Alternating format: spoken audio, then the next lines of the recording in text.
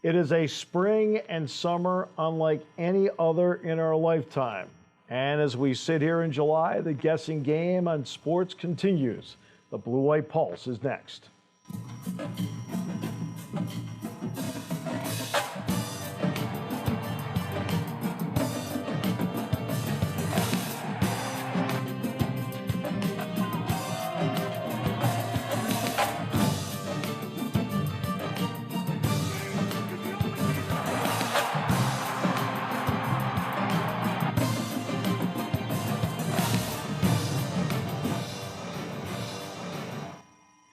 And we welcome everybody to the first Blue White Pulse of the season. For years, Todd Sadowski has been aching to social distance from me. It is now his opportunity on Zoom to be properly social distanced. Todd, welcome. Finally, accomplished my goal, Steve. We're here socially distanced, but we're talking still about football, which is always great. We are. That's a very, whatever in the background's very expensive. And joining us for the first time, the brand new member of the team that Todd wants to welcome in. I want to welcome in Kenny Schierlinger. Ken, welcome. Great to have you with us, Kenny. It's great to be with you guys. I'm excited to talk some football and this crazy time we're in right now. It is unbelievable everything everybody's been going through. The Ivy League made its decision. Part of it was an institutional decision, guys, and it was to not play fall sports. Todd, what was your reaction when right out of the gate, the Ivy League, which, by the way, got everything rolling in that 48-hour period in March, stopped their basketball tournament, to now hear this decision? Yeah, I mean, they've been at the forefront of some of these decisions. They're not waiting. We all know the Ivy League has their own kind of thoughts and processes anyway, and it's a unique conglomerate of schools and the way that they do their stuff. And look, nothing surprises me at this point. We talked about this particular situation. Kenny made mention it's a weird time. It's unprecedented. We really don't know what the next day brings. I've had a lot of discussions that really change week to week about how the sports are going. So it's not a huge surprise with the Ivy League. The Centennial Conference, when you talk about smaller colleges, has postponed sports as well. So look, the next day, we don't know what it's going to bring, but we're hoping and really hoping at these schools are being as responsible as they can, doing everything they possibly can, guys, to continue along, including Penn State with their football team.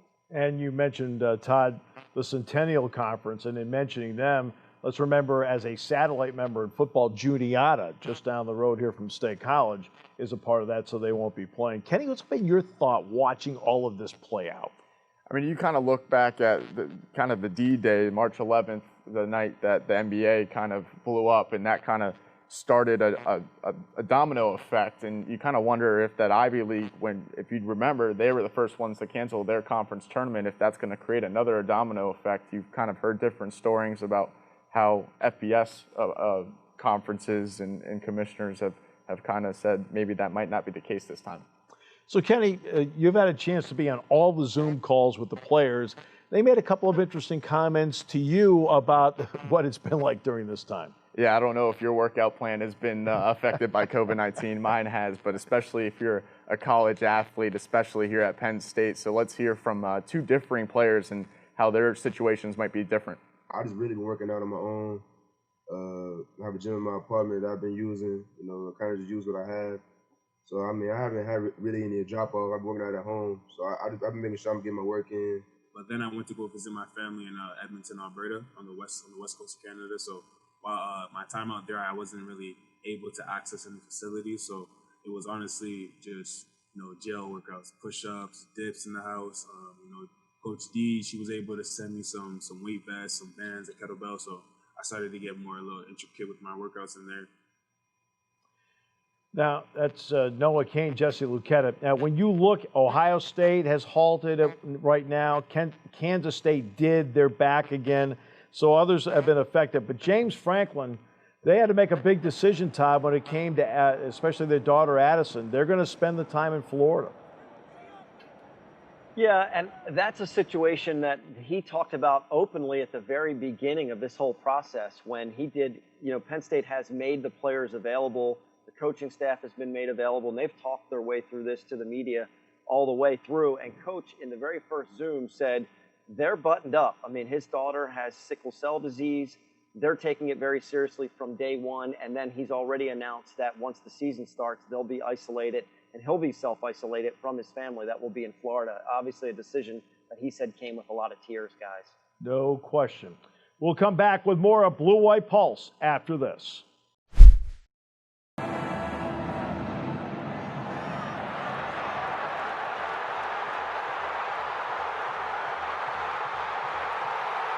Welcome, everyone, back to Blue White Pulse. The Penn State offense last year did produce with Ricky Ronnie as the offensive coordinator. He's now the head coach at Old Dominion. Enter Kirk Schierlinger. Let's look at the numbers from last season and how they stack up nationally for Penn State. And on those numbers, you'll see the numbers are good, but at the same time, there's an opportunity to make them even better. A 15, a 21, a 36, and a 76 nationally for them. And Kirk Schierlinger is going to be obviously a central piece as to what happens with the Penn State offense. Yeah, and he's trying to install a new offense here in the last couple of months, virtually here with Sean Clifford and company, and that offensive coaching staff is going to have some trouble. But they seem like they've gone through the Zoom calls well. So let's take a look with Sean Clifford and Kirk Schierlinger and get their thoughts how that's all went in the last couple of months. One of the reasons why Coach ended up selecting me to be the offensive coordinator at Penn State is the philosophies were the same, and there was already a lot of similarities between the two systems already. I know that's one of the reasons why I felt like when Coach offered me the job that this would be a smooth transition, that I knew our philosophies were in line, Coach Franklin and my philosophies were in line, and that this wasn't going to be like they were speaking English and we were going to come in and teach them how to speak French. Right? We're already speaking the same language. While a lot of the framework of the offense may be the same, quarterback Sean Clifford could have a little bit of a different look. We haven't, we've talked through scenarios. We've talked through his last offense with Tanner Morgan at the helm, and with the athletes that they had at Minnesota. So we've talked through a lot of things. We've talked through situations. We've talked through what he expects me to do, but obviously, he hasn't even seen me throw, so he doesn't know. All he has is the game film from last year in a different offense. And without spring ball due to COVID-19, there's still some questions out there. I really don't know if I'm going to run more, pass more, but for me, it's all about I'll do whatever it takes to win. And Todd, I'll bring you in for this. You hear Clifford at the end of that package there talk about how he doesn't even know what his usage is going to be coming up this season compared to last season with the new Kirk Schierlinger offense. So what do you think Clifford's going to have looking-wise on the field this year? Well, I certainly hope he looks a lot like Tanner Morgan did against us last year on the field. How can you not be impressed with what Kirk Schierlinger did for the Golden Gophers, especially against Penn State? I mean, he exploited mismatches. He used his pro-style workouts. He mixed in the run and the pass beautifully. I love how they've talked about this is going to be a blend of what Minnesota did and what Penn State has been able to accomplish in the last few years.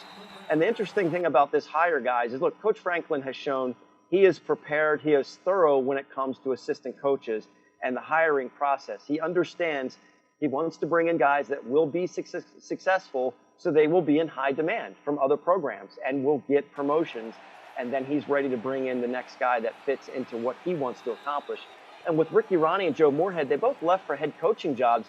I'm not sure that's Kirk Schierlinger's goal to be a head coach. Maybe it is, but he is a York County Redland High School grad. This is a coming home for him, so he could stick and stay for quite a while. Yeah, interesting too. And when you look at this team, we've talked about Clifford, and they certainly have between Dotson, Daniel George, Pat Fryermuth, Journey Brown, Noah Kane, Devin Ford, a lot of those, quote, offensive football weapons. But guys, I look at this, I'm seeing for the first time an experienced and deeper offensive line. I think, to me, Todd, I think that's the key to this ball game. Oh, I agree, and I love the hire with Coach Troutwine, won a national championship with Florida. He's a Jersey guy. He was passed up by Penn State, wanted to play there, and he is really, really excited to land in Happy Valley. Look, they've got a couple of fifth-year guys, Michael Mennett, Will Fries, that are coming back this is the year a lot of these guys have pointed to they want to have some success. And I think there's going to be real progress made at the offensive line position for sure. And a guy that will help them block but also make key catches. He's one of the better ones in the country, Kenny. It's Pat Fryermuth. Yeah, and you saw that last year in really an NFL talent at the tight end position. He should have a breakout year again this year. And then there's the running backs, guys. Journey Brown, Noah Kane, Devin Ford. That is quite a running back room, and Journey Brown put on the performance of a lifetime in the Cotton Bowl. He looked like one of the best running backs, if not the best running back, the last 5 games last year, over 100 yards or more for the last 5, and had a great Cotton Bowl, and he's looking to have another great year this coming year. You talk about 118 yards per game, as you referenced, Kenny, over that last 5-game stretch. He's the only Penn State running back in the history of the program to rush for over 200 yards in a bowl game. I mean, he rushed for 202, and then Noah Kane adds so much, as Todd and I both saw repeatedly with that power. Devin Ford is also an untapped individual that I think has great potential. Back with more after this.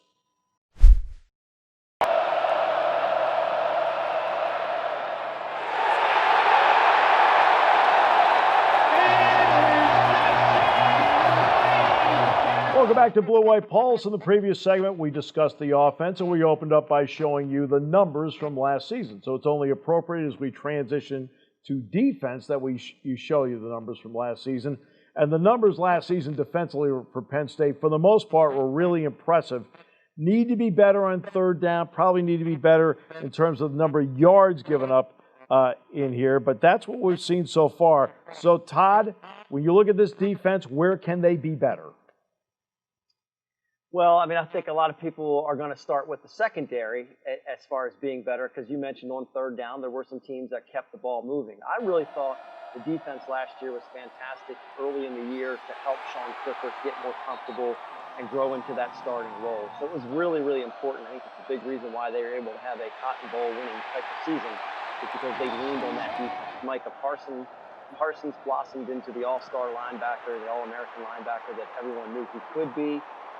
I don't even have a clue what level he can get to as far as his ability. I had the pleasure of watching him in high school at Central Dauphin, then Harrisburg. I mean, this is just an otherworldly type of talent that we're going to enjoy watching one last year at Penn State. And so the linebacking core is just really talented. Brandon Smith, Jesse Luketa, Ellis Brooks, really going to be exciting. But I think that secondary is where we're going to need to shore up the play. Yeah. And they know it. They've talked a lot about that in the offseason. Yeah, in fact, he referenced Micah Parsons. I've done, obviously, a lot of national shows in the last few months, and I said, look, Parsons isn't just looked at as one of the better, if not the best linebacker in the country. He's one of the better players in the country, Kenny. Yeah, I mean, you take a look at that, and he's going to be the favorite for the Buckus Award.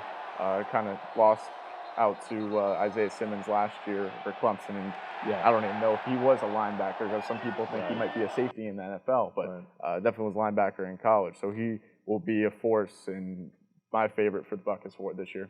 And in fact, when you look at the linebacking spot, and Jack Ham, every time I talk to Jack, he is so high in this linebacking core. Ellis Brooks and Jesse Luketa are going to be right there getting a lot of reps, and Luketa talked about what this defense can do and the potential they have at linebacker. Which probably takes pride in that. We make sure, we're all staying collected, checking up on each other. So whenever we'd have our meetings, we'd be going through our plays, we'd be going through, just talk about schemes and whatnot. So as far as that, the only thing we weren't able to do was work on the physical aspect, work on our technique and everything. But those are things that, when we get in the camp, when we get back all together, when we reassemble, we'll be able to address. And not only that, this pass defense is going to be helped, Todd, by a pass rush. You got 3 to 4 different starters back on that defensive line that can make a big difference. Yeah, Shaka Toney and Jason Owe chasing from the ends, and then, of course, up the middle. How many times do we talk about just being able to plug the holes and be able to hold tight up the middle so that the guys can get around the end? And with Antonio Shelton back and P.J. Mustipher, they should be able to do that, and they've got plenty of other talented guys that are pushing for playing time. This is a position that they have went with a rotation to try and keep the guys fresh. So you want the second line guys fresh and ready to go and as talented as the top line guys. And I think we're going to see a pretty high ceiling for Jason Owe as well. Yeah, that's interesting you bring that up, Todd, because when you look at a team, they have 4 or 5 starters back, but Penn State plays so many guys, Kenny, along the way. It makes a big difference, and I think it really has helped to get 2 fourth-year seniors in Lamont Wade and Tariq Castro-Fields back in that back line for leadership. Yeah, and you kind of look at that, the offense going to have to, they're struggling with not having the spring ball, but the defense, you have a lot of talent there and a lot of guys who've played, not that many starters returning, but a lot of guys with a lot of experience, and that should help them. Wade turned in the best season of his career. And Todd, in the last 20 seconds here, Tariq Castro-Fields has one of the great stats ever. He hasn't allowed a touchdown pass in his 3-year career. Wow, and you know what? He was borderline elite, guys, early in the year last year before he started to get mixed up. And he knows it. He's got NFL talent, and I think he's just looking forward to staying healthy all season long. No question, Todd. That's a great point. And, and you're looking at so many guys that decide to come back for this season. That's really important. We'll wrap it up in a moment as we continue with Blue White Pulse after this.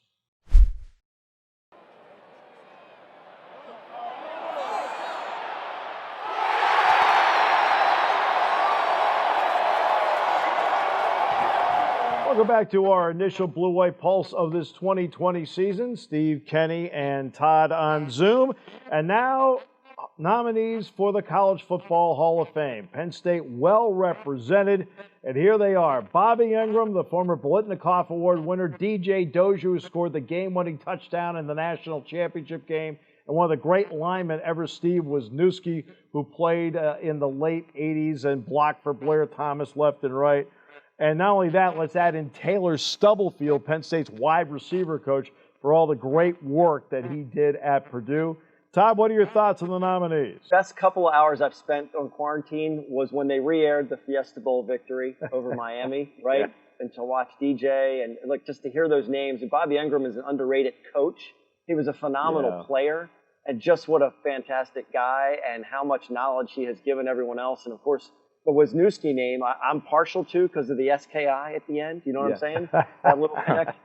There's been a couple of other ones too. So just the legacy there, just tremendous. And I think for the kids now to see Taylor, Coach Stubblefield, and for them to recognize, because sometimes the younger guys don't understand just how good these guys were. So for Coach Stubblefield to get that recognition now, it's perfect timing, isn't it?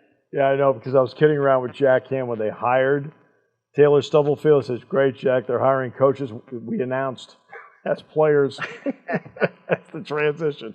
All right, you always get those cards this time of the year. Our producer, John Stroh, gets a lot of those save the dates. He's invited to so many different events. I mean, and Todd and I are not surprised. Well, our save the date happens to be July 24th. Mini camp gets underway, and then training camp August 7th, and then to be determined on the opener. But what do you think of when you see those dates and what it can mean to the progress of this team?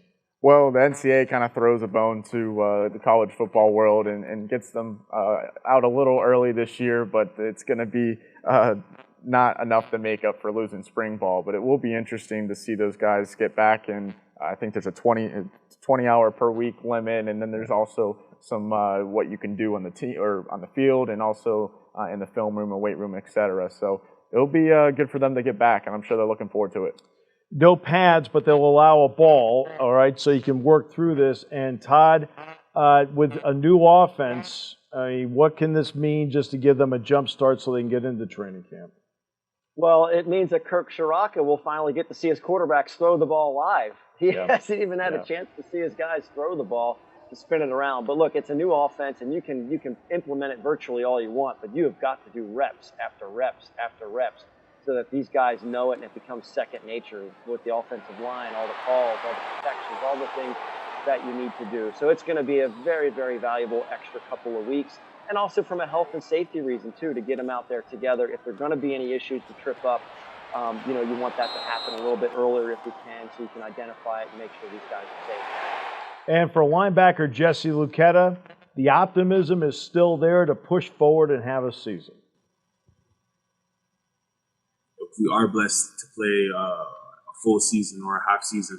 We're going to take full advantage of it and make the best out of it. But I don't even want to talk about not having a season because I don't envision or have any plans of us not having a season. And part of that too is, Kenny, I think this football team thinks they're pretty good. They really want to play. Yeah, they want to get to Indianapolis. They want to have the St. Elmo's shrimp cocktail and downtown, and then go play at Lucas Oil Stadium. And I think that they can feel that here, Steve. I think you're absolutely right about that. Todd, when you look at, obviously what has to be done, FBS is going to make their own decisions. But when the players are on campus, they're around medical personnel, they're around athletic trainers, they're around people who are cleaning the building all the time. I know some people have talked about an athlete being on campus right now without other students is a safe environment. The question is going to be when you introduce students back into the environment. Of course. And look, it's all a matter of the responsibility that they have when they are with other students or they're around it, and depending on what classes look like, all that type of stuff, how much they are able to keep themselves from other people wearing masks. Of course, that's a state, mandate. They want them to do that as well. And so they have a lot of personal responsibility for those types of things when they're not with the team and they're not with the groups. It's the first priority, right, guys, is to keep these guys safe. And Jesse Lucchetta said an important word, and that's if. Yeah. There's a lot of ifs involved with what's going on, and they need to be able to adapt day by day to what could be a changing environment. No question, Todd. Guys, it was just great to get back together and do this show again, and it was really a perfect storm for Todd because he was really distanced from me. For Todd Sadowski, Kenny Schillinger, I'm Steve Jones. Thanks for joining us on The White Pulse.